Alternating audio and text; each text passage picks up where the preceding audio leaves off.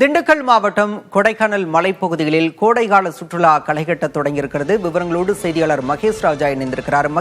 மகேஷ் ராஜா, தற்போது கோடைக்காலம் தொடங்கியிருக்கக்கூடிய சூழல்ல அங்கு போக்குவரத்து நெரிசல்லாம் ஏற்படுதா? அதை சரி செய்ய என்ன நடவடிக்கை எடுக்கப்பட்டிருக்கு? அதே மாதிரி சுற்றுலாவுக்கான அங்க ஏற்பாடுகள்லாம் எப்படி இருக்கு?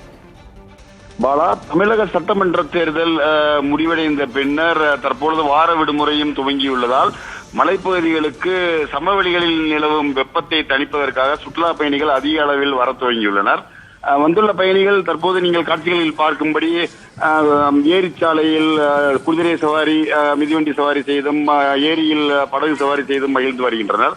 தற்போது கூட்டம் அதிகமாக வர துவங்கியுள்ளதால் என்ன தேவை ஏற்பட்டுள்ளது என்றால், கொடைக்கானலில் அதிக காவலர்கள் நியமிக்க வேண்டிய தேவை உள்ளது போக்குவரத்தை சீர் செய்வதற்காக. மேலும் இங்குள்ள விடுதிகளின் கட்டணங்கள் உயர்வை தடுக்க வேண்டிய கட்டாயமும் உள்ளது. இங்கு பல்வேறு விதிமீறல் கட்டடங்கள் இயங்கி வருவதால் அவர்கள் விதிகளுக்கு புறம்பாக கட்டணத்தை அதிகப்படுத்தும் நிலையும் உள்ளது. இதனால் சாமானிய சுற்றுலா பயணிகள் கொடைக்கானலில் தங்கி சுற்றுலாவை அனுபவிக்க முடியாத நிலை உள்ளது. மேலும் அடிப்படை வசதிகளான குடிநீர் உள்ளிட்ட வசதிகளையும் சுற்றுலா தலங்களில் ஏற்படுத்த வேண்டிய தேவை தற்போது ஏற்பட்டுள்ளது பாலா.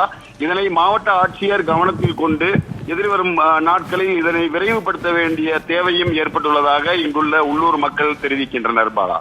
விவரங்களுக்கு நன்றி மகேஷ் ராஜா.